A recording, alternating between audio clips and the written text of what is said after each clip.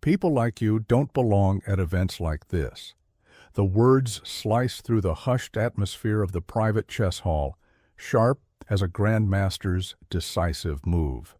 The elderly janitor's weathered hands froze over the chess piece he'd dared to touch, his eyes downcast as laughter rippled through the exclusive gathering. In his faded uniform, surrounded by tailored suits and evening gowns, he became acutely aware of the stark divide between those who served and those who were served. What the room didn't notice was the man in the corner who had stopped mid-conversation, his kind eyes narrowing. The private championship was the crown jewel of the chess elite. Crystal chandeliers reflected off marble floors, waiters glided between clusters of international grandmasters and wealthy patrons. The janitor had spent decades cleaning these halls after hours, setting up boards, studying moves, playing against himself long after midnight. Tonight he'd arrived early for his shift, pausing to admire a particularly complex game abandoned mid-play. The tournament organizer's voice had risen specifically to be overheard, to establish boundaries, to remind everyone of the invisible lines that separated those who belonged from those who didn't. Murmurs of agreement followed the organizer's proclamation as he gestured dismissively for security. The janitor's shoulders hunched further, his dignity crumbling with each passing second of public humiliation. He carefully returned the piece to its exact position, his fingers trembling but precise. That's when Tom Hanks rose from his seat in the corner, straightening his suit jacket with deliberate calm. The actor had been invited as an honorary guest, his presence adding prestige to the exclusive event. Now his purposeful stride across the room caused conversations to falter and heads to turn. The tournament organizer, Harrison Wells, stood his ground as Tom Hanks approached. Wells was a man accustomed to power. His steel-framed glasses and immaculate three-piece suit were as much a part of his armor as his reputation for orchestrating the most exclusive chess events in the country. He had spent decades cultivating relationships with grandmasters and sponsors alike, building a fortress of prestige around the game he loved but never truly mastered. "Is there a problem here?" Tom's voice carried that familiar warmth that had endeared him to millions, yet it held an unmistakable edge. Wells straightened his posture, recognition flickering across his face, before being replaced by a practiced smile. "Mr. Hanks, such an honor to have you with us tonight. No problem at all, just maintaining the integrity of our championship space." He gestured dismissively toward the janitor. "Staff sometimes forget their place. We're handling it." The janitor, Victor Petrov by name, though no one present had bothered to learn it, stood with quiet dignity. At 72, his body bore the marks of a lifetime of labor, calloused hands, slightly stooped shoulders, and eyes that had seen more than they ever spoke of. Yet those same eyes revealed a sharp intelligence as they darted across the chessboard, noting positions, possibilities, and patterns with the precision of someone who understood the game intimately. "His place?" Tom repeated, the question hanging in the air like a challenge. Several nearby conversations faltered as attention shifted toward the unexpected confrontation. A grandmaster paused mid-move, watching with undisguised curiosity. A photographer lowered his camera, sensing something more newsworthy than the game he'd been documenting. Wells maintained his smile, though it tightened at the corners. "Mr. Hanks, perhaps I should clarify. This is the World Elite Championship quarterfinals. These players have dedicated their lives to reaching this level. The boards aren't for casual observation by maintenance staff." Victor's weathered face remained impassive, but his fingers, still hovering near the board, trembled slightly. For 30 years he had arrived before dawn and left long after midnight, his mop and bucket constant companions as he moved through these hallowed halls. For 30 years he had stayed after hours, replaying famous matches alone, teaching himself openings, defenses, and endgames from discarded tournament booklets. Chess magazines retrieved from trash bins had become his teachers, their creased pages more valuable to him than gold. "I meant no disrespect," Victor said quietly, his Eastern European accent thick, but his English precise. "I was only admiring the Sicilian defense variation." His eyes remained downcast, a lifetime of knowing his place overriding his passion for the game. Tom Hanks stepped closer to the board, studying it with genuine interest. "You know chess?" he asked Victor directly, deliberately ignoring Wells's attempt to interject. The room's atmosphere shifted perceptibly. Whispers circulated among the spectators, some amused, others scandalized by the actor's interest in a mere janitor. A woman in diamonds worth more than Victor's lifetime earnings leaned toward her companion. How charitable of Tom, always playing the nice guy, even when cameras aren't rolling. "I play, yes," Victor answered, his voice gaining a hint of confidence. "Since I was a boy in Minsk. My father taught me using pieces carved from wood scraps." A lifetime of passion compressed into a simple statement, decades of solitary study summarized in seconds. Wells cleared his throat pointedly. "While this is touching, we have a schedule to maintain. Security will escort—" "I'd like to see him play." Tom's interruption was gentle but firm. The statement landed like a gauntlet thrown. Several guests exchanged glances, unsure how to react to this breach of social protocol. A prominent grandmaster from Russia raised an eyebrow, more intrigued than offended. Wells, however, looked as though he'd swallowed something particularly unpleasant. "Mr. Hanks," he began, lowering his voice, "this is highly irregular. Our competitors have earned their positions through years of competitive play. We cannot simply allow—" "Just one game," Tom insisted, his affable demeanor unchanged, yet somehow unyielding. "Consider it my special request as your honored guest." Wells's face flushed, caught between appeasing a Hollywood star and maintaining the exclusivity that defined his events. The gathered crowd watched with growing interest, this unexpected drama proving more captivating than the scheduled matches. Photographers who had been documenting games subtly redirected their lenses toward the unfolding confrontation. "Perhaps a quick game during the intermission," Wells offered, his voice strained with forced pleasantry. "Though I must warn you, Mr. Hanks, our janitor friend might find himself overwhelmed by formal play." Victor's eyes remained fixed on the chessboard, his weathered face betraying nothing. But his fingers, those coarse, calloused instruments that had mopped floors and polished trophies others would hold, had stopped trembling. "I'd be happy to play," Tom said with an easy smile, then turned to Victor. "Would you be comfortable with that?" Before Victor could respond, a voice cut through the tension. "I'll play him." The crowd parted as Grandmaster Alexei Petrov approached, no relation to Victor, despite the shared surname, a fact highlighted by the Russian's bespoke suit and championship medallion glinting at his neck. At 42, Alexei was considered among the top 5 players globally, his approach to chess described as ruthlessly elegant. "After all," Alexei continued, his accent more refined than Victor's but carrying the same Slavic roots, "if we're making exceptions, they should at least be interesting." His smile didn't reach his eyes as he surveyed Victor. "Unless our maintenance staff would prefer a less challenging opponent?" The implicit condescension hung in the air. Several spectators chuckled, the sound rippling through the exclusive gathering. A young prodigy whispered too loudly to his coach, "This will be over in 10 moves." Wells seized the opportunity, his confidence returning. "Excellent." A special exhibition match during the intermission. "Mr. Hanks, this is exactly the kind of unexpected excitement our events are known for." Tom glanced at Victor, concern evident in his expression. "Are you comfortable with this arrangement?"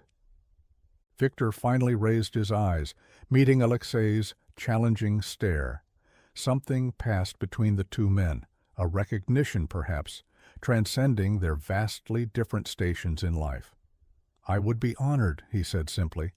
As word of the unusual exhibition match spread, the private hall buzzed with anticipation. Spectators who had stepped away for refreshments hurried back, unwilling to miss what most assumed would be a brief humiliation of the elderly janitor. Camera phones emerged despite the event's strict no-recording policy. The scheduled intermission was expedited, boards were cleared, and a central table was prepared. 10 minutes on the clock for each player, announced Wells, who had transformed his initial resistance into enthusiastic showmanship. A friendly exhibition, nothing official. The subtext was clear. This match wouldn't count, couldn't count. It was merely entertainment, a curiosity, a momentary diversion. Victor removed his gray work jacket, carefully folding it over his arm before handing it to Tom, who accepted it with the solemnity of being entrusted with something precious. Beneath, Victor wore a faded blue shirt, meticulously pressed despite its age. "I apologize for not having proper attire for such an occasion," Victor said quietly. Tom shook his head.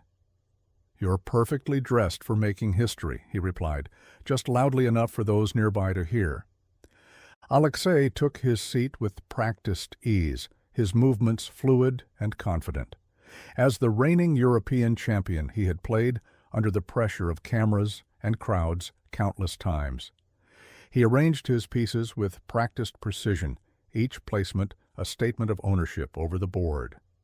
Victor sat across from him, his movements economical and unhurried. A lifetime of invisible work had taught him to occupy minimal space, to move without being noticed. Yet as his rough hands positioned each piece, they displayed a surprising grace, the reverence of someone handling not just objects, but old friends.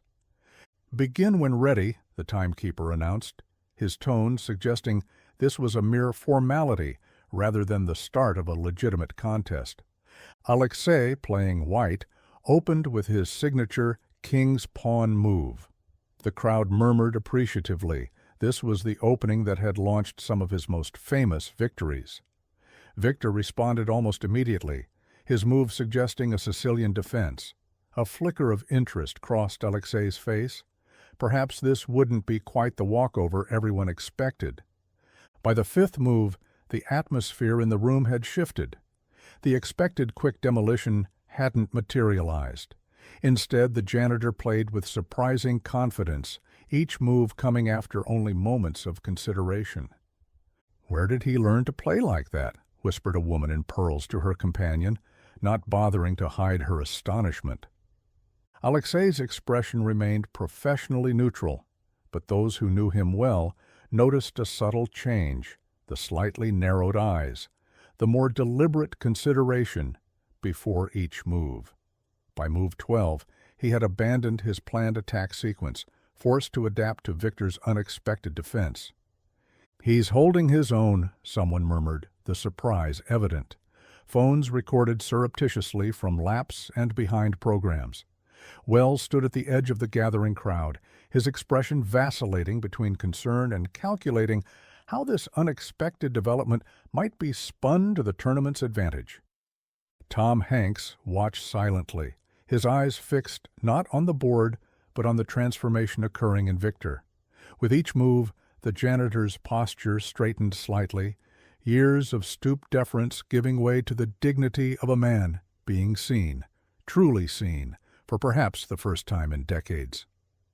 By move 20, a small circle of grandmasters had gathered closer, their expressions a mixture of disbelief and grudging respect. Victor had sacrificed a knight in a move so subtle in its strategy that it took even the professionals a moment to understand its purpose. When they did, whispers rippled through their ranks. "That's Kasparov's gambit from the '87 championship," an international master muttered, "but with a variation I've never seen." Alexei's fingers lingered over his bishop, his confidence visibly shaken. For the first time in years, he was not playing to win. He was playing not to lose. The clock ticked relentlessly as the match progressed far beyond the quick exhibition everyone had expected.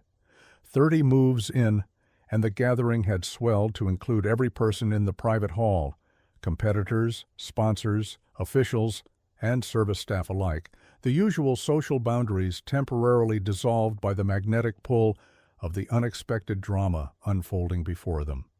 Alexei's face had lost its practiced neutrality, replaced by intense concentration tinged with disbelief.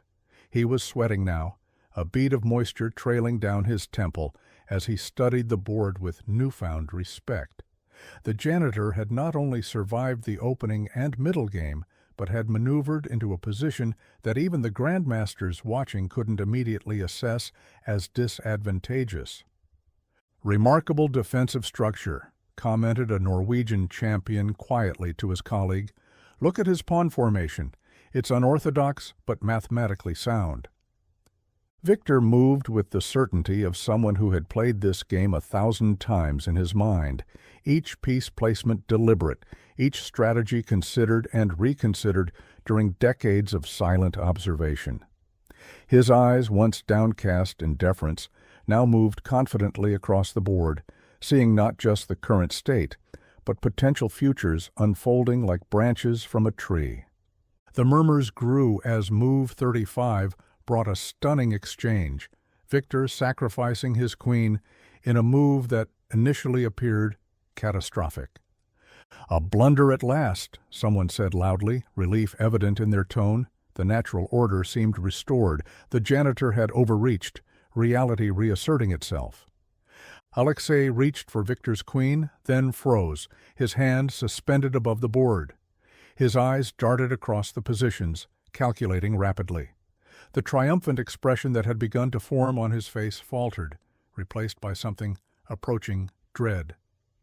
"It's a trap," whispered an American prodigy, her voice carrying in the sudden silence. "If he takes the queen—" Alexei withdrew his hand without touching the piece, his breathing visibly altered. "Where did you learn to play?" Alexei asked, breaking protocol by speaking during the match, his voice a mixture of frustration and genuine curiosity. Victor's weathered face remained impassive. "In parks, mostly. And here, after everyone left." His fingers gestured subtly to the hall around them. "For 30 years, I've set up these tournaments, then replayed every match after you've all gone home." A ripple of discomfort passed through the well-heeled audience. The idea that this man, the same invisible figure who emptied their trash and cleaned their spills, had been studying their games, learning from them without recognition or opportunity, struck uncomfortably close to truths most preferred to ignore. "Impossible!" Wells interjected from the sidelines, his voice strained. "The level of play we're seeing requires formal training, competition experience." "Or 30 years of dedicated study and practice," Tom interrupted quietly, still holding Victor's folded work jacket with careful respect, with no one to tell him he couldn't. Victor made his next move, advancing a pawn that had seemed inconsequential, but now revealed itself as central to his strategy. The small piece, the humblest on the board, moved forward with unstoppable purpose. Alexei's expression shifted from professional concern to personal revelation. He studied not just the board, but the man across from him, seeing perhaps a reflection of what might have been had circumstances been different, had opportunities been equally distributed. "You play like someone from the old Soviet school," Alexei said, respect evident in his tone. "My grandfather had that same patient precision." "My father trained under Botvinnik in Moscow before the war," Victor replied simply, "before he had to flee to Minsk. He had no grandmaster title, but he had grandmaster knowledge. He taught me using pieces carved from firewood when I was 4. The revelation hung in the air as Alexei contemplated his next move, the weight of history and chance pressing down on the board between them. The room had fallen into a reverent silence, broken only by the soft click of pieces and the increasingly urgent timer. With 3 minutes remaining on his clock, Alexei initiated a complex exchange of pieces. The spectators leaned forward collectively, breaths held as the board transformed through 5 rapid moves. When the dust settled, Victor had lost his defensive structure but gained a surprising positional advantage. "He's going to win," breathed a Japanese grandmaster, the words barely audible, yet somehow filling the room. "The janitor is going to defeat Petrov." Wells stepped forward as if to intervene, then hesitated, caught between preserving the established order and witnessing something extraordinary. His tournament, designed to showcase the elite playing the elite, had unexpectedly become the stage for a more powerful narrative, one that challenged the very foundations of exclusivity upon which he had built his career. "1 minute," called the timekeeper, his voice betraying his own investment in the outcome. Victor's next move came without hesitation, a knight sliding into position with elegant finality. A collective gasp rose from the knowledgeable observers. It wasn't just a good move, it was brilliant, forcing a situation from which there was no clean escape. Alexei stared at the board, the seconds ticking away. His hand moved toward one piece, then another, searching for a solution that was no longer there. With 40 seconds remaining, he looked up at Victor, their eyes meeting in a moment of perfect understanding between two men who spoke the same language, not Russian or English, but the ancient, beautiful language of chess. Then, in a gesture that sent ripples of shock through the gathering, Alexei reached across the board, not to move a piece, but to extend his hand. "I resign," he said clearly. "The better player has won today." The handshake between Victor and Alexei stretched across more than just the chessboard. It bridged worlds, collapsed boundaries, and rewrote narratives in an instant. The crowd erupted in spontaneous applause, the sound swelling to fill every corner of the private hall. Phones captured the moment from every angle, despite the no-recording policy, the historical significance overshadowing the rules. "Remarkable," someone whispered. "Absolutely remarkable." Tom Hanks stepped forward, returning Victor's work jacket with a gentle pat on the shoulder. "I think they finally see you now," he said quietly, for Victor's ears alone. Wells approached with a complex expression, a man watching his carefully curated world reorganize itself before his eyes. For a moment he seemed about to speak, perhaps to diminish the victory or contextualize it as mere entertainment. But as cameras turned toward him and the emotion in the room became palpable, a different calculation took place behind his eyes. "Ladies and gentlemen," he announced, his voice finding its public timbre, "we have witnessed something extraordinary today. Chess, at its highest level, reminds us that brilliance can come from unexpected places." He turned to Victor with a smile that didn't quite reach his eyes but was working its way there. "Mr. Petrov, would you honor us by joining tomorrow's analysis session as a special guest?" The following morning, Victor arrived at the championship not through the service entrance, but through the main doors. Gone was the gray uniform, replaced by his one good suit, a bit dated, slightly too large, but worn with undeniable dignity. As he entered the analysis room, conversations paused, then resumed with increased energy. Alexei immediately approached, guiding him to a seat at the main table. "I reviewed our game until 4 this morning," the Grandmaster confessed. "Your 15th move, the bishop to d7, I've never seen that variation. You must show me the thinking behind it." Social media had exploded overnight. Janitor Grandmaster trended globally, with clips of the match's conclusion shared millions of times. Chess forums dissected every move, professional analysts expressed astonishment at the level of play, and thousands of comments celebrated the victory as a validation of hidden potential. "There's interest from several chess federations," Wells informed Victor during a break, his tone suggesting he was doing Victor a favor by relaying this information. "And sponsors, of course. Your story has marketing appeal."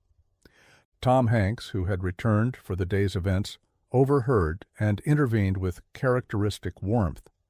I think what Mr. Wells means is that your extraordinary talent has finally received the recognition it deserves. The question now is what you want to do with it. 1 month later, Victor sat across from Tom in a small cafe away from cameras and crowds. The past weeks had transformed his life. Exhibitions against top players, appearances on chess programs, offers of coaching positions, and a profile in Chess Review that had brought tears to his eyes when he first saw it. "They're calling it the Janitor's Gambit now," Victor said with quiet amazement, sipping his tea. "The move I used against Alexei. Children are learning it." Tom smiled, genuinely pleased at the turn of events. "Does it feel like vindication after all these years?" Victor considered the question carefully, as he considered all things. "Not vindication," he finally answered. "Validation, perhaps. But mostly, it feels like purpose. I start coaching at the community center next week, children who would never have access to formal training." As they parted ways outside the cafe, Victor extended his hand. "Mr. Hanks, I never properly thanked you. Without your intervention—" Tom shook his head as he clasped the older man's hand. "I didn't play those moves, Victor. I just made sure you had the chance to make them." He smiled, the warmth reaching his eyes. "Sometimes that's all anyone needs, just the chance to show what they're capable of.